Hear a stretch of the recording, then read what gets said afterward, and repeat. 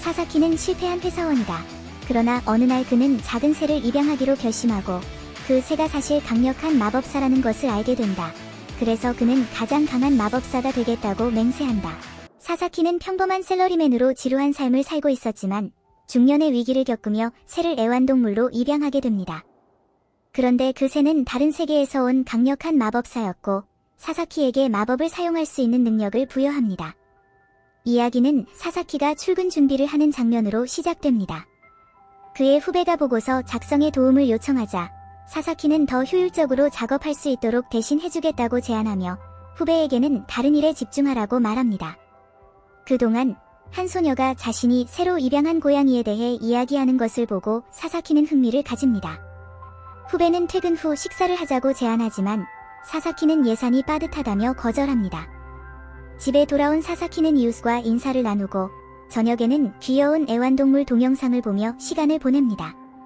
다음 날 그는 애완동물 가게에 들러 고양이와 강아지를 구경하지만 가격이 너무 비싸 놀랍니다. 낮은 월급 때문에 꿈꾸던 애완동물을 가질 수 없다는 점에 불만을 토로하던 사사키는 가게에서 귀여운 새 한 마리를 발견하고 집으로 데려가기로 결정합니다. 그는 새의 귀여움에 매료되어 새장에 넣고 곧 다가올 40번째 생일을 앞두고 외로움을 느끼고 있었다는 점에서 애완동물을 입양한 것이 좋은 선택이라고 생각합니다. 사사키는 새에게 이름을 지어주려고 하지만 그 순간 새가 먼저 자신을 피카를로라고 소개하며 자신이 다른 세계에서 온 위대한 마법사라고 말합니다. 사사키는 놀라지만 몇몇 새들이 말을 할 수 있다는 것을 알고 있기에 별다른 의심 없이 피푸스라고 부르기로 합니다. 사사키는 피푸스에게 무엇을 먹고 싶은지 물어보자 피푸스는 가게 주인이 세계 최고의 음식이라고 한 곱의 쇠고기를 원한다고 말합니다. 사사키는 애완동물에게 최고의 음식을 주고 싶지만 그 음식을 살 여유가 없다고 말합니다. 그러자 피푸스는 돈을 더 많이 벌기만 하면 된다고 대답합니다. 피푸스는 갑자기 자신의 인생에 대해 독백을 시작하고 사사키는 이를 경청합니다. 피푸스는 자신과 협력하면 더 이상 돈 걱정을 하지 않아도 된다고 말하며 사사키에게 협력을 제안합니다. 사사키는 무슨 일이 벌어지고 있는지 이해하지 못하지만 끝까지 해보기로 결심하고 피푸스를 풀어줍니다. 피푸스는 이제 사사키의 몸을 그르드로 사용해 자신의 힘을 발휘할 수 있다고 말하며 작은 새의 몸보다 훨씬 낫다고 덧붙입니다. 피푸스는 갑자기 자신이 태어난 세계로 사사키를 순간이동시키고 그들은 베트리움이라는 평화로운 도시에 도착합니다. 다음 날 사사키는 출근하고 동료는 그가 어떻게 지연된 모든 기차에도 불구하고 일찍 도착했는지 궁금해하며 대화를 시작합니다. 동료는 사사키에게 자신의 새로운 사업에 동참해달라고 제안하지만 사사키는 애완동물을 키우기 시작해 삶이 바쁘다며 시간이 필요하다고 답합니다. 사사키는 피푸스의 세계에서 있었던 일을 떠올리며 그의 삶이 어떻게 변화했는지 회상합니다. 순간이동 마법 덕분에 사사키는 일찍 출근할 수 있었고 스트레스 없이 프로젝트에 집중할 수 있게 되었습니다. 사사키는 슈퍼마켓에 들러 물건을 사고 그것을 다른 세계에서 팔아 엄청난 금액을 벌게 됩니다. 그는 마크라는 귀족에게 자신의 상품을 독점적으로 공급하기로 약속하며 그와의 협력 관계를 이어갑니다. 사사키는 두 세계를 오가며 귀족들에게 물건을 팔고 피푸스와 함께 마법을 공부하기 시작합니다. 어느 날 그들은 시내를 거닐다가 한 직원이 레스토랑에서 쫓겨나는 장면을 목격합니다. 사사키는 그에게 무슨 일이 있었는지 물어보고 어릴 때부터 훌륭한 요리사가 되기 위해 훈련해왔으나 동료들의 질투로 인해 레스토랑의 돈을 훔쳤다는 누명을 쓰고 해고되었다는 사실을 알게 됩니다. 사사키는 그의 상황을 생각하며 함께 레스토랑을 열자고 제안하고 마크에게 필요한 장비를 요청합니다. 그들은 결국 마을 중심부의 귀족 지역에 레스토랑을 열게 되고 프렌치는 첫 월급을 받으며 감동하며 최선을 다하기로 다짐합니다. 사사키는 다른 세계에서 계속 마법을 연습하지만 순간이동을 마스터하는데 어려움을 겪습니다. 한편 사사키는 귀족들이 여가 시간에 사냥을 즐긴다는 사실을 기억하고 그들에게 필요한 물건들을 사기로 결정합니다. 그는 쌍안경과 스위스아미 나이프 같은 물건들을 구입해 귀족들에게 판매하고 곧 도시의 영주가 그를 만나기로 결정합니다. 다른 귀족들과 달리 영주 멜러는 거래에 신중을 기하는 사람이었습니다. 사사키는 멜러와의 협상에서 고급 품질의 물건을 제공해야겠다고 생각합니다. 멜러는 그가 가져온 물건들이 그의 대륙에서 흔한 것인지 아니면 고급 품질의 것인지 묻습니다. 사사키는 그 물건들이 특별하며 그의 대륙의 특권층만이 사용하는 것이라고 설명합니다. 멜런은 사사키가 중요한 귀족일 것이라 생각하고 그에게 상당한 신분의 사람인지 묻습니다. 사사키는 귀족임을 거짓말하다가 들킬까봐 자신이 조난 후 이 대륙에 온 장인이고 물건들은 그가 가지고 온 샘플이라고 설명합니다. 멜런은 사사키가 자신의 물건을 팔 수 있도록 허락하지만 거래에서 우선권을 가지겠다고 합니다. 사사키는 멜러와의 관계를 통해 도시의 영주와 연결을 구축하는 데 성공합니다. 현실 세계로 돌아온 사사키는 오늘이 후배의 송별회라는 것을 깨닫고 후배는 사사키에게 새로운 회사에 합류해달라고 하지만 사사키는 거절합니다. 후배는 그가 최근 며칠간 훨씬 활기차 보였다고 말합니다. 집으로 돌아가는 길에 사사키는 마법을 사용하는 남자가 여자를 공격하는 장면을 목격하고 얼음 마법으로 개입합니다. 얼음이 남자의 몸에 퍼지자 사사키는 남자가 죽을 것 같아 걱정하지만 그 여자가 그의 얼음을 녹여줍니다. 그녀는 그가 사이킥 능력을 가지고 있는지 묻고 그를 등록시키기 위해 동행하라고 말합니다. 사사키는 집에 들러야 한다고 말하고 그녀는 옷을 챙기라고 조언합니다. 피푸스는 그녀가 만화가 많지 않으며 마법을 사이킥이라 부르는 것으로 보아 그녀의 능력이 피푸스의 세계와는 다를 것이라고 생각합니다. 사사키는 피푸스와 함께 집을 나서고 이웃이 그에게 이야기하고 싶다고 하지만 사사키는 바쁘다고 말하며 다음 기회에 이야기하자고 합니다. 사사키는 소녀와 만나면서 지체된 것에 대해 사과하며 애완동물을 데려가겠다고 말합니다. 그녀는 자신의 이름이 하시사키라며 자신을 구해줘서 고맙다고 합니다. 그녀는 사이킥 능력은 마법사와 비슷하지만 자발적으로 나타나며 10만 명 중 1명만이 이러한 능력을 발현한다고 설명합니다. 하시사키는 물을 조종하고 온도를 조절할 수 있지만 창조는 불가능하다고 말합니다. 그녀는 이러한 능력들이 위험할 수 있어 범죄에 악용되는 경우가 많으며 자신은 그런 사람들을 제거하는 일을 하고 있다고 합니다. 처음으로 사이킥 능력이 발현되면 일본의 비밀 조직인 감독기관에 등록해야 한다고 설명합니다. 이 조직은 극소수의 사람만이 그 존재를 알고 있다고 합니다. 커다란 건물에 도착한 하시는 사사키가 이곳에서 일하게 될 것이며 훈련 중에 업무에 대한 모든 세부 사항을 받을 것이라고 말합니다. 그녀는 사사키에게 자신의 능력을 보여달라고 요청하고 사사키는 의심을 피하기 위해 하나의 마법만 보여줍니다. 그가 아무것도 없이 얼음을 창조하는 것을 보고 하시는 흥분합니다. 그녀는 물을 조종할 수 있지만 창조할 수 없기 때문입니다. 그녀는 그들의 능력이 잘 어울릴 것이라고 생각하며 기뻐합니다. 그러나 사사키는 일중독자와 파트너가 되는 것에 대해 걱정하며 자신은 모험적인 성격이 아니라고 말하려 하지만 하시는 열심히 일하면 많은 돈을 벌 수 있다고 상기시킵니다. 그는 자신의 약속을 떠올리며 다른 세계로 전송해달라고 피푸스에게 요청하려 하지만 그 장소가 카메라로 둘러싸여 있을까 걱정하여 밖으로 나가기로 합니다.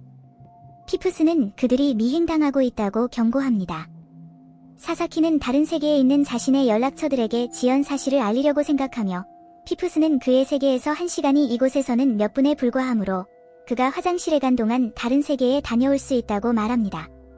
그들은 다른 세계에 들어가 사사키는 마크에게 다음 협상이 지연될 것이라고 알리고 프렌치에게 그의 월급을 지급합니다.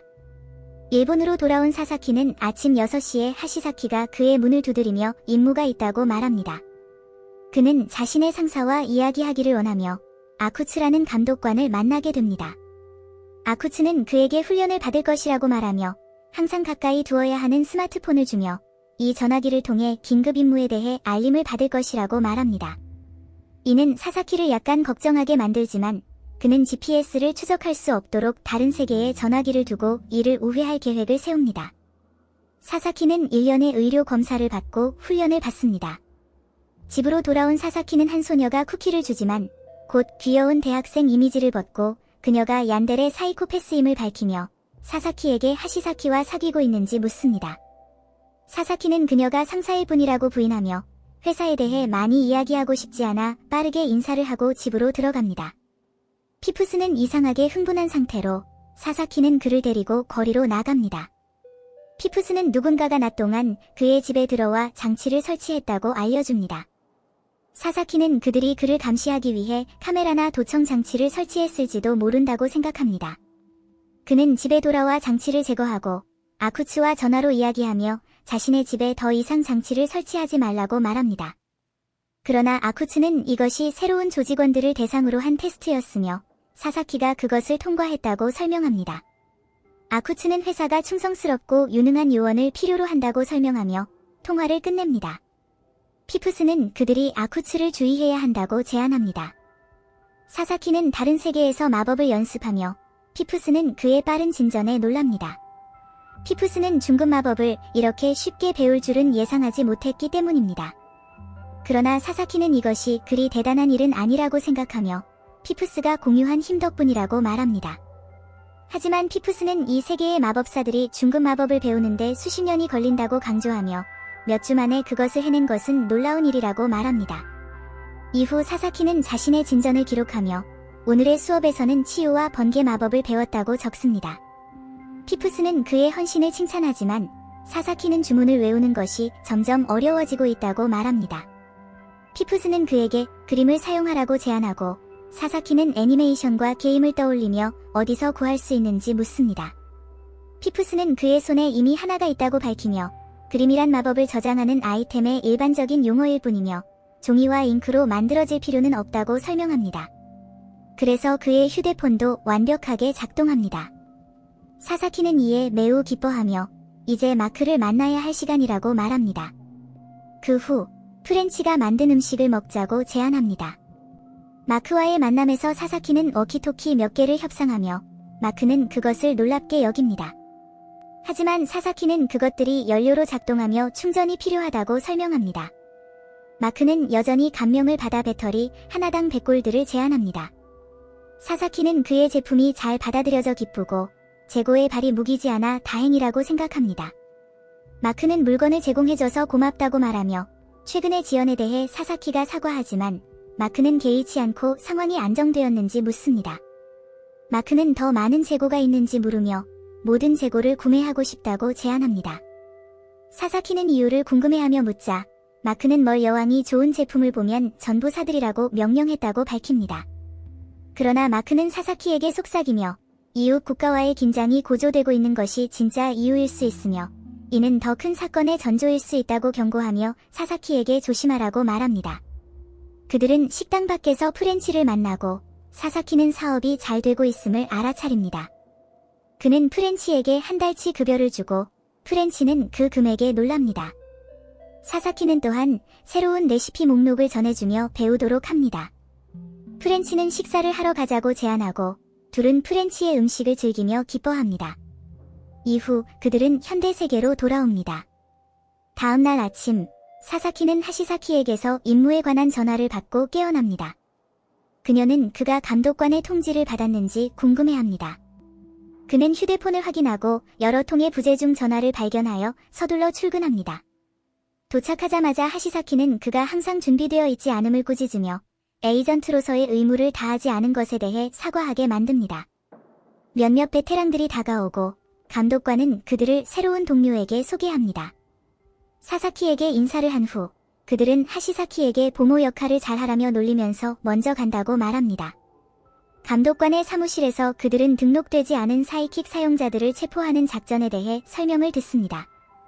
사사키는 단지 등록되지 않았다는 이유로 체포되는 것인지 질문하지만 감독관은 그들이 조직화된 그룹이며 그중 한 명이 자신의 능력으로 피해를 일으켰다고 설명합니다. 사사키는 그들 중 하시사키를 공격했던 남자를 알아보고 감독관은 그들이 이들의 은신처를 발견했으므로 추가 피해를 막기 위해 체포될 것이라고 말합니다. 임무를 향해 가는 길에 사사키는 긴장하지만 하시사키는 그가 직접 싸우지는 않을 것이라고 안심시킵니다. 사사키는 그녀가 두렵지 않은지 묻지만 그녀는 높은 위험이 더 큰 보상을 가져다 준다고 말합니다. 그녀는 그의 지원을 기대하지만 사사키는 단지 이 일이 산재보험이 되는지에 대해서만 걱정합니다. 그들은 장소에 도착하고 모두가 준비에 들어가며 사사키는 보호막 기술을 배우지 않은 것을 후회합니다. 아쿠츠 감독관은 이동본부에서 작전을 지휘하며 곧 진입 명령을 내립니다. 하지만 은신처에 들어가자마자 그곳이 비어있음을 깨닫습니다. 그들은 잘못된 장소에 있는 것이 아닌지 의심하지만 하시사키는 불길한 예감을 느끼고 떠나자고 제안합니다. 그러나 갑자기 통신기에서 비명소리가 들리고 본부와의 연락이 끊깁니다. 군인들은 공포에 빠지고 곧 볼링핀이 그들의 머리 중 하나를 짓밟습니다.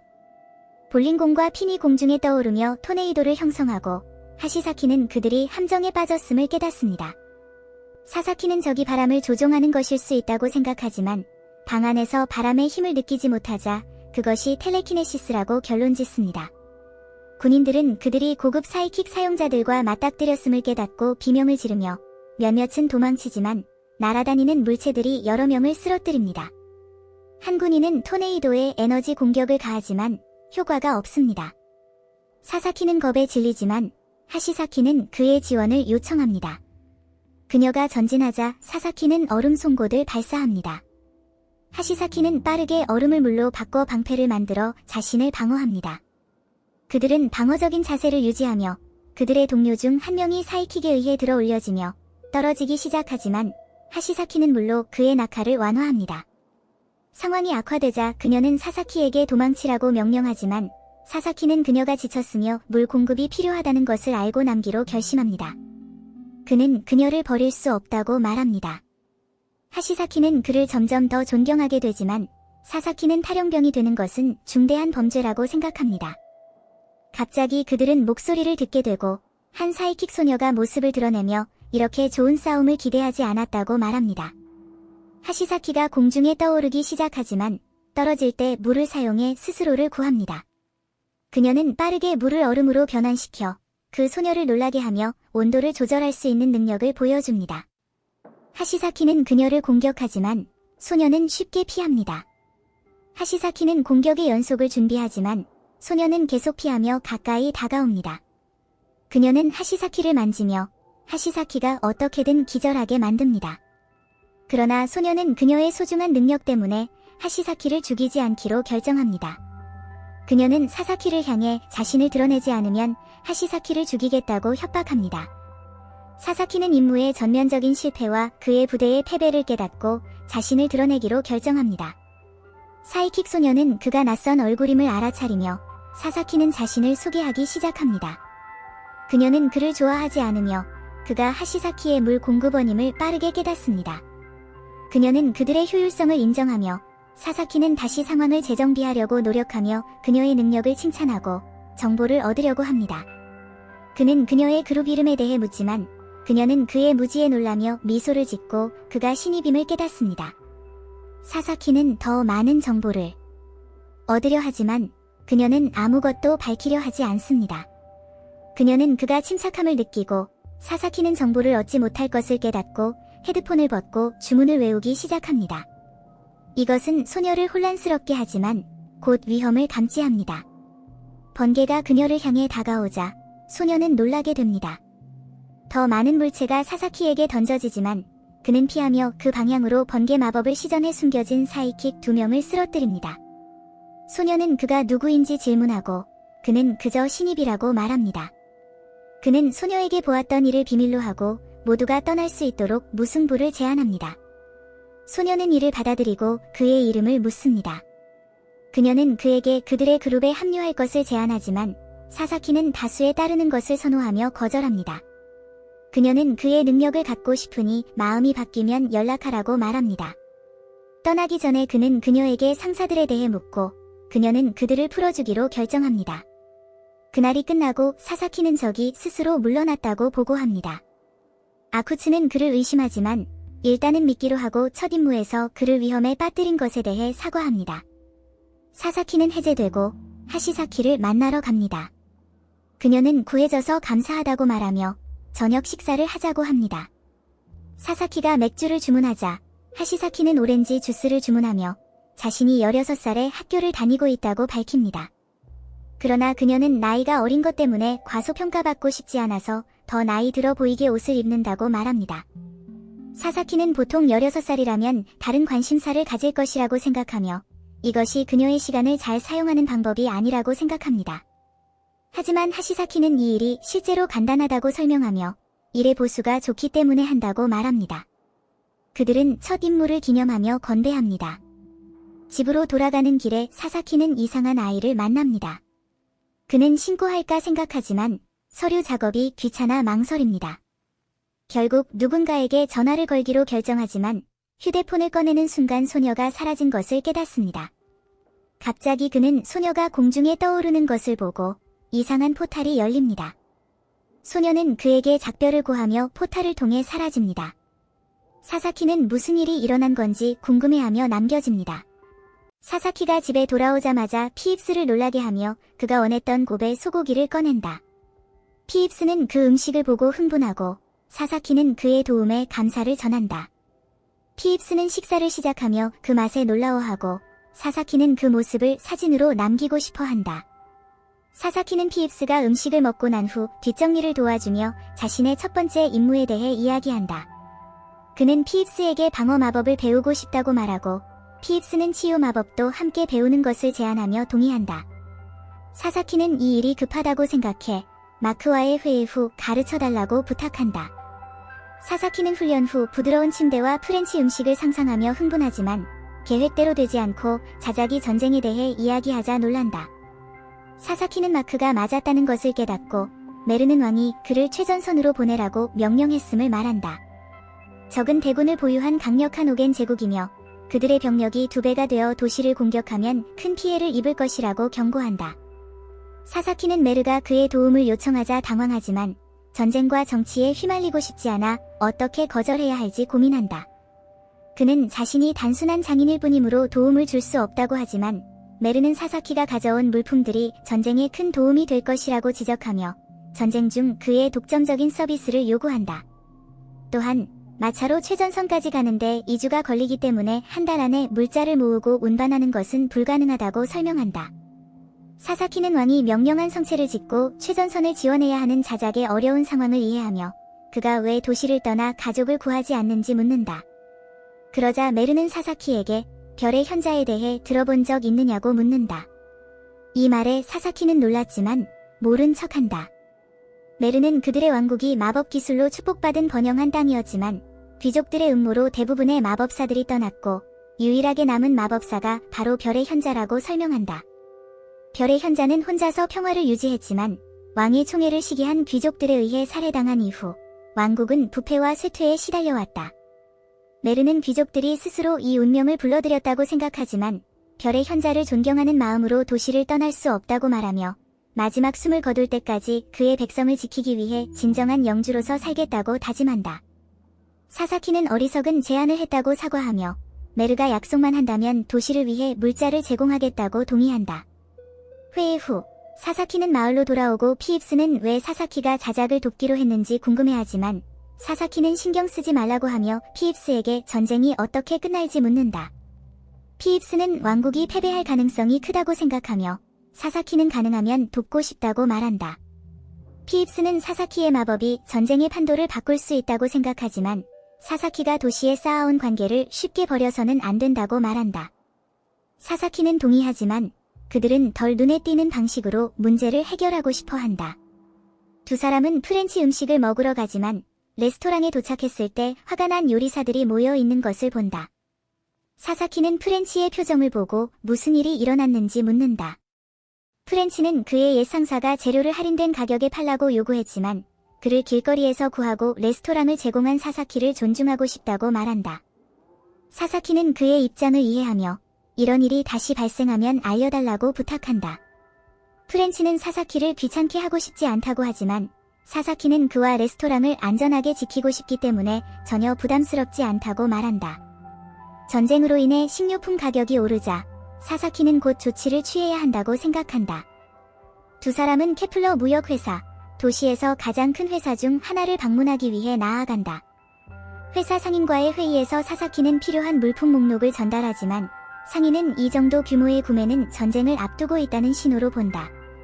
그는 남쪽 땅에 대한 소문을 떠올리며 사사키에게 그 소문이 사실인지 묻는다. 사사키는 그것이 전쟁 중인 국가의 요청임을 인정하지만 상인은 큰 문제가 없다고 말하며 물자를 운반하는데 어려움이 있을 것이라고 지적한다. 이 상인은 사사키에게 그의 세계에서 큰 회사의 영업사원과 비슷한 사람을 떠올리게 했고 사사키는 그와의 경험을 바탕으로 거래를 성사시키기로 한다. 상인은 사사키가 이 대륙 출신이 아닌 것 같다고 말하지만 사사키는 자신 같은 사람들은 더 쉽게 이동할 수 있다고 생각한다. 그는 자신의 고향에서는 다른 상인의 신뢰를 얻기 위해 지위나 평판이 필요하지 않으며 단지 이익을 창출하는 능력이 중요하다고 말한다. 이 대답에 상인은 만족스러운 듯 보이며 결제 방법에 대해 묻는다. 사사키는 케플러 가문과만 거래할 것이며 왕국의 금화로 지불할 것이라고 답한다. 회의가 끝난 후 메르는 사사키가 그렇게 빠르게 창고를 채운 것에 놀라며 감사의 말을 전한다. 이 물자들이 그들에게 시간을 벌어줄 것이고 수천 명의 목숨을 구할 것이라고 말한다. 사사키는 자신이 도움이 된 것을 기뻐하던 중 갑자기 백작이 그에게 별의 현자처럼 순간이동 마법을 아느냐고 묻는다. 사사키는 피입스가 모든 물자를 창고로 옮긴 것을 떠올리지만 자신에게 주목이 될 것을 염려해 그 사실을 숨기며 영주에게 이를 비밀로 해달라고 부탁한다. 사사키는 왜 그 마법사를 별의 현자라고 부르는지 묻자 뮬러는 그가 하늘의 별보다 더 많은 주문을 알고 있었기 때문이라고 말한다. 피입스는 별의 현자가 그렇게 불렸을 때 얼굴이 붉어졌던 순간을 기억하며 사사키는 그가 자랑스럽게 자신을 소개하던 당시를 떠올리고 그 별명이 그를 당황스럽게 만들었던 것이 재밌다고 생각한다. 하루가 끝나갈 무렵 메르는 다시 한번 사사키에게 감사의 말을 전하며 별의 현자에 대해 이야기할 수 있어 기쁘다고 말한다. 그러나 한 달 후 사사키는 메르의 죽음에 대한 소식을 듣게 된다. 그는 사무실에서 그 소식에 정신이 팔려 있었고 그때 아쿠츠가 그를 부르며 승진 소식을 전해준다.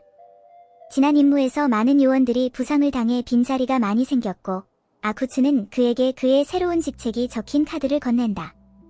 그러나 사사키는 승진에 기뻐하지 않는다.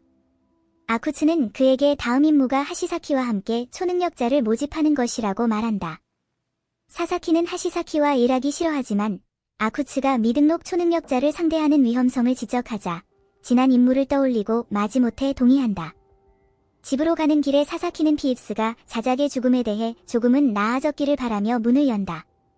그 순간 이웃이 어깨 마사지를 제안하지만 그 제안이 이상해 보여 사사키는 이를 거절하고 대신 길에서 사온 음식을 건네준다. 집 안으로 들어가자 피입스가 조용히 TV를 보고 있는 것을 발견하고 두 사람은 함께 앉아 식사를 한다. 사사키는 피입스에게 자작과 가까웠는지 묻자 피입스는 가깝다라는 표현은 쓰지 않겠지만 몇 번 술을 마신 적은 있다고 말한다. 피입스는 자작이 더 오래 살 줄 알았기 때문에 충격을 받았다고 덧붙인다. 사사키는 죽은 사람을 되살릴 수 있는 주문이 있는지 묻지만 피입스는 불가능하다고 말하며 현대 세계에도 그런 기술은 없다고 한다. 피입스는 인생에 참여한다는 것은 결국 죽음을 맞이하는 것이며 모든 이들이 언젠가는 이 운명을 마주하게 될 것이라고 숙고한다. 사사키는 자신이 도울 수 있는 일이 있다면 기꺼이 돕겠다고 제안하고 피입스는 그의 제안에 감사를 표한다. 다른 세계로 돌아간 사사키는 프렌치가 말러의 죽음으로 인해 많은 사람들이 도시를 떠났다는 소식을 듣게 된다. 그러나 이 대화는 마크에 의해 중단되고 마크는 사사키에게 메르의 집사가 그들을 만나고 싶어 한다고 전한다. 사사키와 마크는 집사 세바스찬을 만나러 간다. 그곳에서 세바스찬은 메르의 막내딸 엘사를 소개한다. 엘사는 말러 가문의 후계자 자리를 놓고 벌어진 계승 전쟁에 대해 이야기하며 두 형제 막시밀리안과 카이 사이의 갈등이 고조되고 있다고 설명한다. 엘사는 카이가 바보 같다고 생각하며 그가 가문의 수장이 되면 가문이 파멸할 것이라고 우려한다. 세바스찬은 엘사가 막시밀리안과 더 가깝다고 말하며 형제간의 전쟁이 끝날 때까지 엘사를 헤르만 무역회사에서 보호해줄 것을 요청한다. 마크는 이 갑작스러운 부탁에 당황하지만 결국 이를 받아들인다. 세바스찬은 또한 사사키에게 통신 장비를 요청한다. 사사키는 세바스찬을 조금 수상하게 여겼지만 그의 요청을 수락하기로 결정한다. 며칠 후 사사키는 엘사와 피입스를 만나 대화를 나누며 그녀의 처지에 대해 더 알아간다. 엘사는 가문의 어려움과 형제들 간의 분쟁이 자신에게 얼마나 스트레스를 주고 있는지 털어놓는다. 피입스는 엘사에게 전쟁이 끝난 후의 계획에 대해 묻고 엘사는 가문을 다시 일으키고 싶다는 의지를 드러낸다. 사사키는 그녀의 결단력에 감탄하면서도 이 싸움이 쉽지 않을 것이라는 점을 알고 있었다. 그날 밤 사사키는 피입스와 다시 식사를 하며 그날 있었던 일들을 이야기한다. 피입스는 계승 전쟁에 엮이는 것을 피하고 싶다고 말하지만 사사키는 이미 깊이 연관된 상황이라 어쩔 수 없다고 말한다. 그들은 이 모든 일이 자신들에게 어떤 영향을 미칠지에 대해 이야기를 나누며 사사키는 어떻게든 상황을 해결할 방법을 찾아야 한다고 결심한다. 며칠 후, 사사키는 다시 도시로 나가 물자를 구매하고 그 과정에서 전쟁과 관련된 소문을 듣게 된다. 남쪽 전선에서 전투가 격화되고 있으며 오겐 제국의 군대가 계속해서 진격하고 있다는 것이다. 사사키는 자신이 도울 수 있는 방법을 고민하면서도 정치와 전쟁에 휘말리고 싶지 않아 마음이 무거워진다. 하지만 이미 자작과의 약속을 했기 때문에 물자를 계속 제공해야 할 책임을 느낀다. 엘사는 사사키에게 다시 한번 도움을 요청하며 그녀의 가문을 도와줄 무언가를 찾고 있다고 말한다. 사사키는 그녀의 열정과 결단력에 감동하지만 무작정 전투에 뛰어드는 것은 위험하다고 조언한다. 피입스는 그들을 지켜보며 사사키에게 좀 더 신중하게 접근할 것을 권한다. 사사키는 결정을 내리기 전에 피입스와 다시 상의하기로 하며 이 복잡한 상황 속에서 그가 할 수 있는 최선의 선택을 찾아 나가기 시작한다.